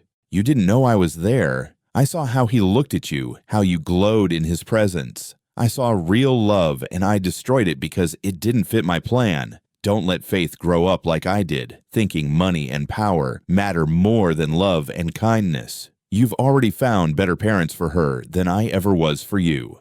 That ranger and that nurse, they love her like their own. Let them. Your father who failed you." Victoria read the letter 3 times, tears streaming down her face. "He knew," she whispered. At the end, he knew what he'd done. The crisis had passed, but it had changed them all. Facing the possibility of losing Faith had crystallized something for Jack and Sarah. They weren't just caregivers anymore. They were parents, as surely as if Faith had been born to them. "We need to talk about the future," Victoria said that evening as Faith slept peacefully in the ranger station's medical room. "My father's death changes things. There will be a huge funeral media attention. People will expect me to take over his empire." "What do you want?" Sarah asked. Victoria looked at her daughter, then at the 2 people who'd become her unexpected family. I want Faith to grow up knowing she's loved. I want her to know her father's music and her mother's mistakes and the courage of the people who saved her. I want her to have what I never had, the freedom to choose her own path." Jack nodded. "Then that's what she'll have." "The money can do good," Victoria continued. "Marcus always talked about music programs for underprivileged kids. We could fund that. And Maria, we could create a scholarship in her name for nursing students. Turn your father's empire into something that helps people instead of controlling them," Sarah said. "I think Marcus would like that." Faith stirred in her sleep, making small, contented sounds. She was unaware that she'd just inherited millions, unaware that her grandfather, who tried to have her killed, had died trying to make amends. All she knew was that she was warm, safe, and loved. The blizzard had tested them in ways they never expected, but like all storms, it had passed, leaving them stronger and more united. They were no longer three strangers brought together by crisis. They were a family forged in the crucible of near loss and tempered by unconditional love. As they prepared to return to the cabin once the roads were clear, Sheriff Cooper arrived with unexpected news. "Carl Peterson's been arrested," he said. He confessed to running Marcus's car off the road on William's orders. Said with William dead, he had nothing left to lose. He's looking at murder charges. Justice for Marcus, finally. Victoria cried again, but these were different tears. Tears of closure, of vindication for the man she'd loved. That night, as they kept vigil over Faith in the ranger station, the northern lights appeared in the clear post-storm sky. The aurora borealis danced in greens and purples, a rare sight this far south.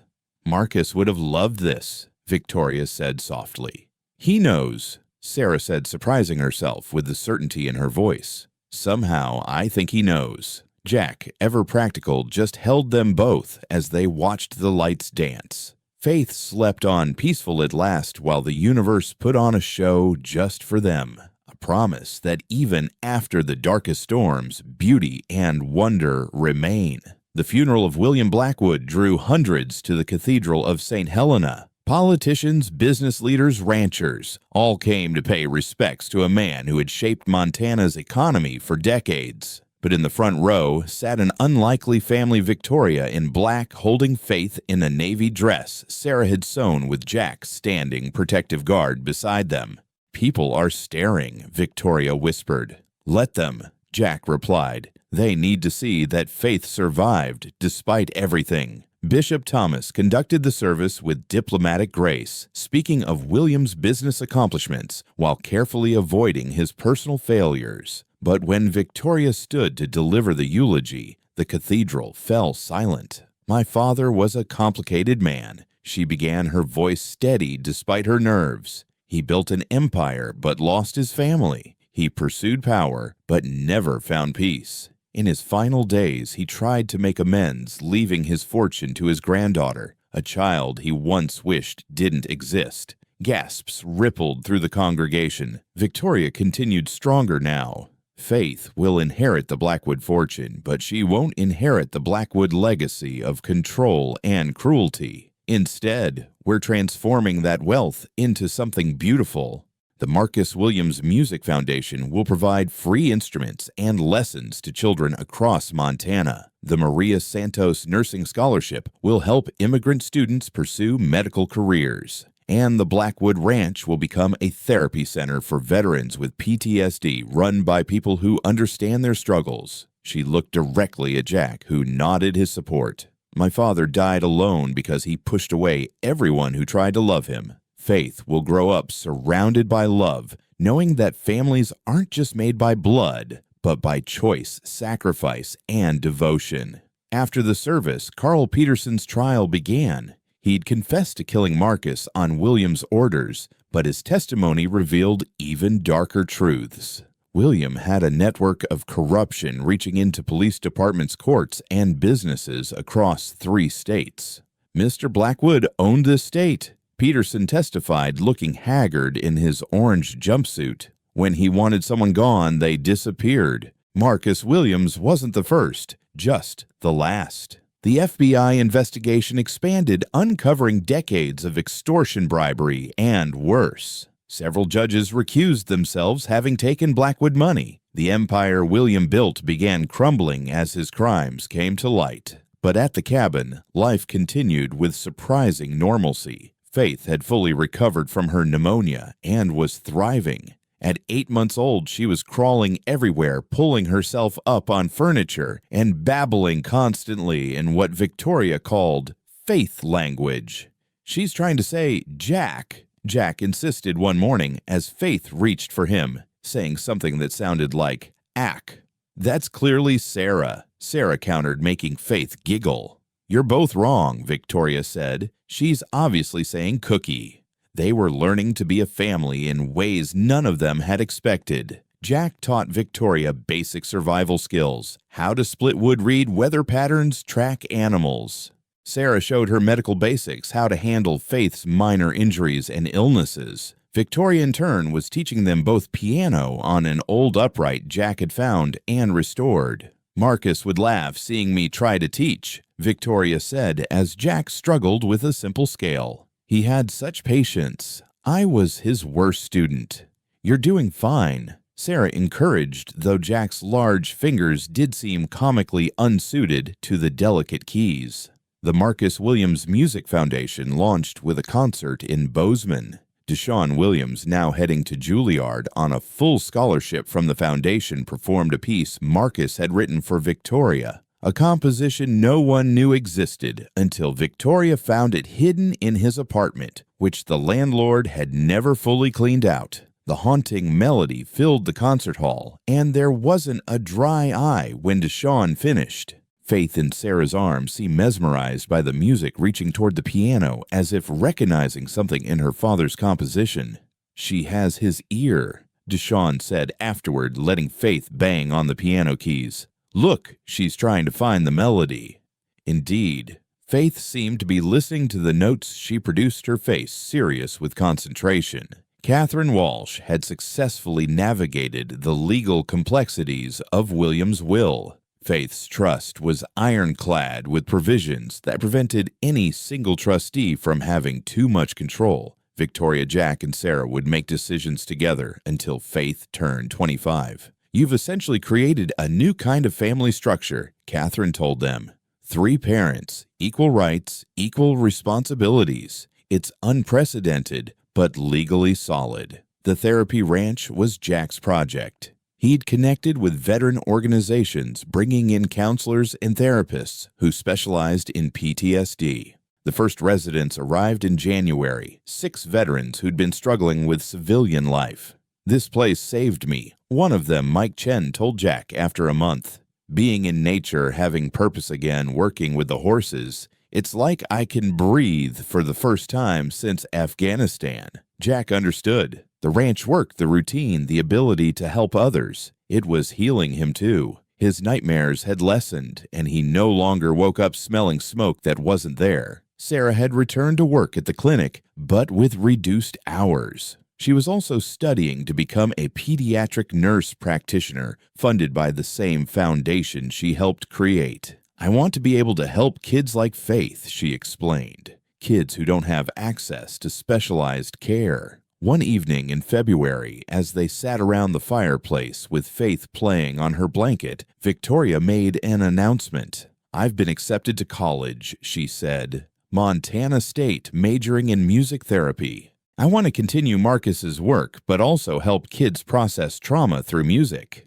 "That's wonderful," Sarah said, though she felt a stab of worry. Would Victoria want to take Faith with her? Victoria seemed to read her mind. "I'd attend part-time commuting from here. I'm not taking Faith away from her home or her parents." "Parents?" Jack questioned, though his eyes showed hope. "That's what you are," Victoria said simply. "Both of you. I gave birth to Faith, but you too gave her life. You saved her, loved her, raised her. I'm her mother, but so is Sarah. Jack, you're her father in every way that matters." Sarah had tears in her eyes. "Victoria, I don't want to replace you. You're not replacing me. We're all her parents." It's unconventional, maybe even crazy, but it works. Faith is happy, healthy, loved. That's all that matters. That night, after Victoria had gone to bed, Jack and Sarah sat together, watching Faith sleep in her crib. The baby had started sleeping through the night, a blessing they all appreciated. "She's right, you know," Jack said quietly. "About us being parents." Sarah nodded. "I never thought I'd have this. A child, a family, a home." "Sarah," Jack began, then stopped, struggling with words. "These past months working together, raising Faith, I've developed feelings for you, and I don't know what to do about them because I'm married to Victoria, even if it's just on paper, and this whole situation is so complicated." Sarah silenced him with a gentle touch to his hand.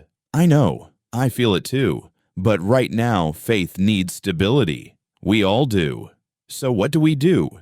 We do what we've been doing. We raise our daughter. We support Victoria. We build this strange, beautiful family. And maybe someday when the dust settles, we figure out the rest."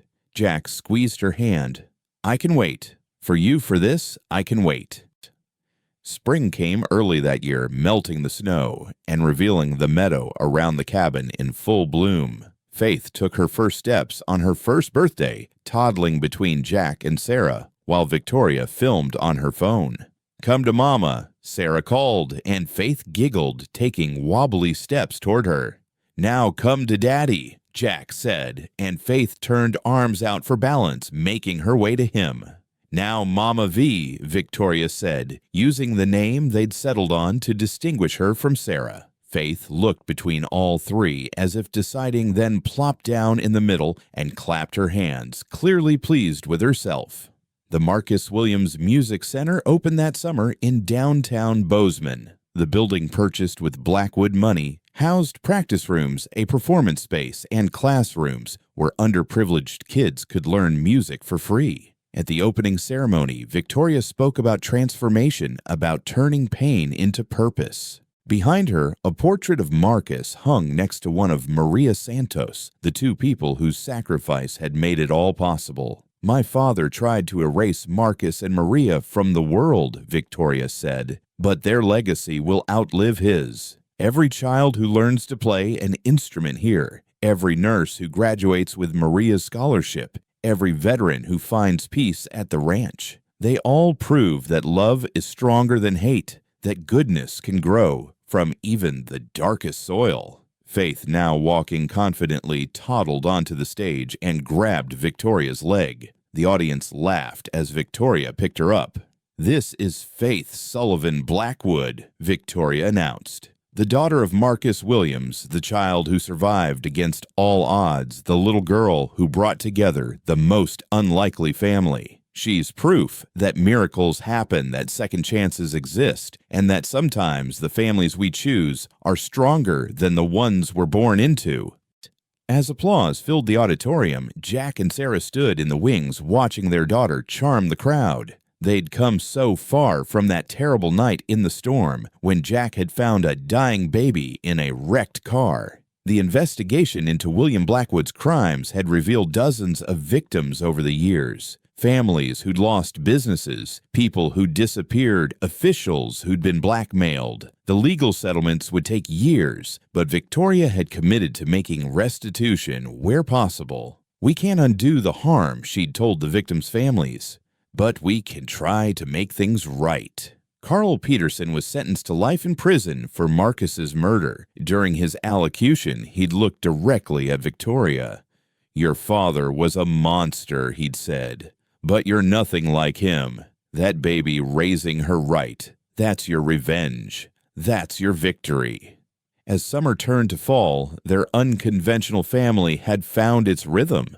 Jack managed the veteran ranch, Sarah worked at the clinic, and studied. Victoria attended classes and ran the foundation. They traded off Faith's care seamlessly, their coordination born of necessity but sustained by love. One evening, as they celebrated Faith's successful first week at a toddler playgroup, Victoria made an announcement.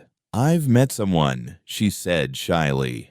"His name is James. He's a music therapy professor at MSU. Jack and Sarah exchanged glances, unsure how to respond. I want to introduce him slowly. Victoria continued. Make sure Faith's comfortable, and I need to know you're both okay with it. Victoria, you deserve happiness. Sarah said immediately, you deserve love.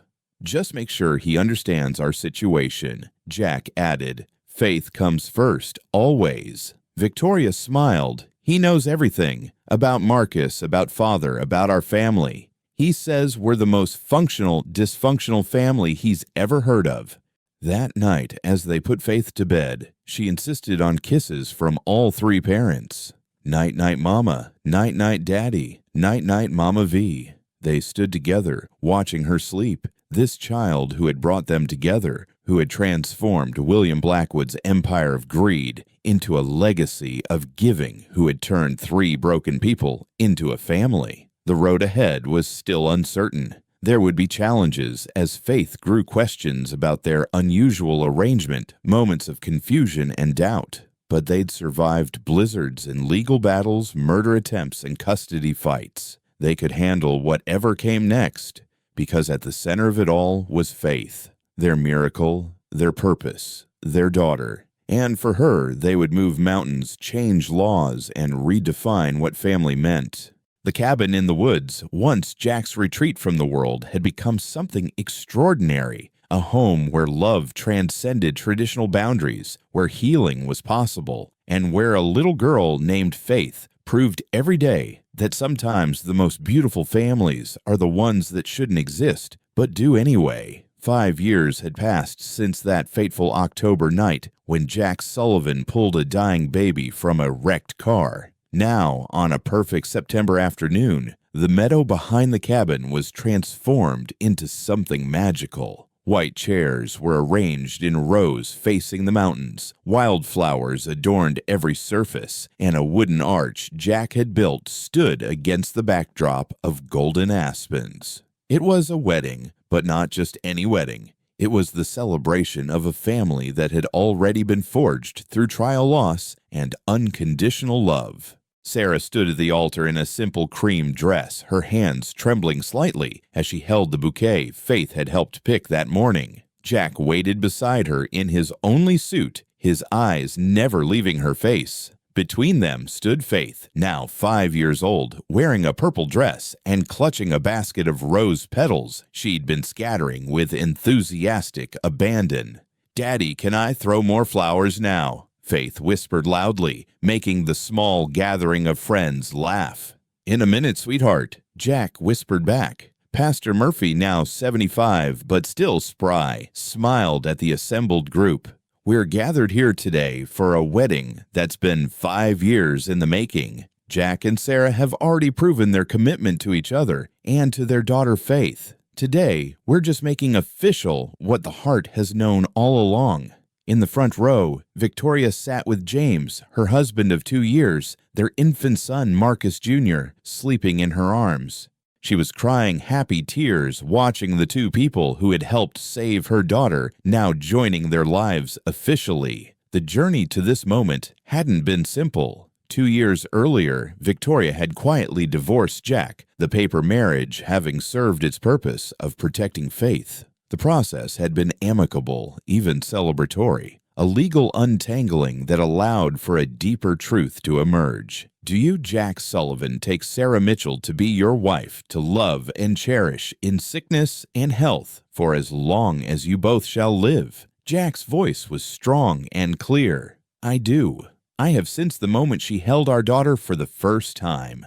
"Do you, Sarah Mitchell, take Jack Sullivan to be your husband, to love and cherish in sickness and health for as long as you both shall live?" Sarah's voice broke with emotion. "I do, with all my heart." "And do you, Faith Sullivan, promise to always remember that you are loved by more people than most children can count?" Faith nodded solemnly. "I promise. Can I throw flowers now?" As Pastor Murphy pronounced them husband and wife, Faith enthusiastically emptied her entire basket of petals over their heads while they kissed, creating a moment of perfect joy that photographer Tommy Rodriguez would later say was the best shot of his career. The reception was held at the Marcus Williams Music Center. Children from the program played jazz standards while guests mingled. The walls were covered with photos. Marcus at the piano, Maria holding baby Faith, and dozens of pictures chronicling 5 years of an unconventional family's journey. Deshaun Williams, now a rising star in the jazz world, had flown in from New York to perform. As he played the piece Marcus had written for Victoria, there wasn't a dry eye in the room. "This family," Deshaun said into the microphone, "proves that love isn't about blood or convention. It's about showing up, staying strong, and choosing each other every single day." Victoria stood to give a toast, James beside her holding their son. "5 years ago, I was a terrified 19-year-old who thought she'd lost everything. My daughter was supposed to be dead. The man I loved was gone, and my father had become my enemy. Then Jack pulled Faith from that creek, and Sarah breathed life back into her, and everything changed." She looked at the newlyweds. "Jack and Sarah didn't just save Faith. They saved me too. They showed me that families can be rebuilt from ashes, that love can grow in the most unexpected places, and that sometimes God's plan is stranger and more beautiful than anything we could imagine." She raised her glass. "To Jack and Sarah Faith's daddy and mama, my dearest friends, and proof that miracles still happen in Montana." As the evening progressed, Faith performed a song she'd been practicing, a simple melody on the piano that James had been teaching her. Her concentration was intense, her small fingers careful on the keys. When she finished, the applause was thunderous. "That was for my daddy Marcus in heaven," Faith announced. "Mama V says he loved music like I do." The Marcus Williams Music Foundation had grown beyond anyone's dreams. 3 centers now operated across Montana, and plans were underway for expansion into Wyoming and Idaho. Hundreds of children had learned instruments, many going on to scholarships and careers in music. The veteran ranch had also expanded. 20 cabins now dotted the property, providing free therapy and respite for veterans struggling with PTSD. Jack had found his calling in helping other broken soldiers find their way home. Sarah had completed her pediatric nurse practitioner degree and opened a free clinic for underserved children, funded by the Faith Sullivan Blackwood Trust. She delivered dozens of babies, saved countless young lives, but Faith remained her miracle. As the reception wound down, Faith fell asleep in Jack's arms, exhausted from her flower girl duties. Sarah leaned against her new husband, watching their daughter's peaceful face. "Did you ever imagine this?" she asked softly. "When you found her that night?" Jack shook his head. "I thought I was saving her. Turns out she was saving all of us." Victoria approached with James and baby Marcus. "We're heading home, but I wanted to say thank you for everything, for being Faith's parents when I couldn't, for showing me what real family looks like." "You're her mother too," Sarah said firmly. "You always will be." "I know." Victoria smiled, and that's the beauty of it. Faith has 3 parents who love her, a stepfather in James, a baby brother, grandparents in Pastor Murphy, and his wife uncles in all of Jack's veteran friends. She has the biggest family in Montana. As guests departed, Jack and Sarah stood in the moonlight, Faith sleeping between them, looking out at the mountains where their story had begun. Marcus would be happy, Sarah said, seeing all the good that's come from so much pain. Maria, too, Jack added. She saved Faith, started all of this. Faith stirred in her sleep, mumbling something about flowers and music. Her parents smiled, knowing she was dreaming of the perfect day. The next morning, life returned to its rhythm. Jack headed to the ranch to meet with new residents. Sarah had appointments at the clinic. Victoria was teaching at the music center, but first they all had breakfast together at the cabin, as they did every Sunday. "Mama V, can I play piano with baby Marcus when he's bigger?" Faith asked, syrup dripping from her pancakes. "Of course, sweetheart. You can teach him everything you know. And Daddy will teach him to track animals. If he wants to learn," Jack confirmed. "And Mama will teach him to be a doctor." "Maybe," Sarah laughed. "He might want to be something else." Faith considered this. He can be anything, even though Bad Grandpa said we couldn't. The adults exchanged glances. They'd been honest with Faith about her history in age-appropriate ways, including the fact that her grandfather hadn't wanted her to exist. You can be anything you dream of being, Victoria said firmly. That's why we worked so hard to change things. So you and Marcus and all the children who come after have choices. Faith nodded, satisfied. I'm going to be a piano-playing, animal-tracking doctor who throws flowers at weddings. That's quite a career path, James laughed. I can do it all, Faith said confidently. I have enough parents to teach me everything. And that perhaps was the greatest triumph of all. A child who should have died in a creek had not only survived, but thrived. She was growing up secure in the knowledge that love multiplied rather than divided, that families could take any shape, and that sometimes the most beautiful endings come from the darkest beginnings. As Sarah cleared the breakfast dishes and Jack helped Faith with her piano practice while Victoria and James played with baby Marcus, the cabin was filled with the sound of life, love, and possibility. William Blackwood's empire of control had become a legacy of liberation. Marcus Williams' stolen future had become hundreds of children learning music. Maria Santos's sacrifice had saved not just Faith, but everyone she'd brought together. The wedding might have been the end of one chapter, but it was really just another beginning in the story of a family that proved love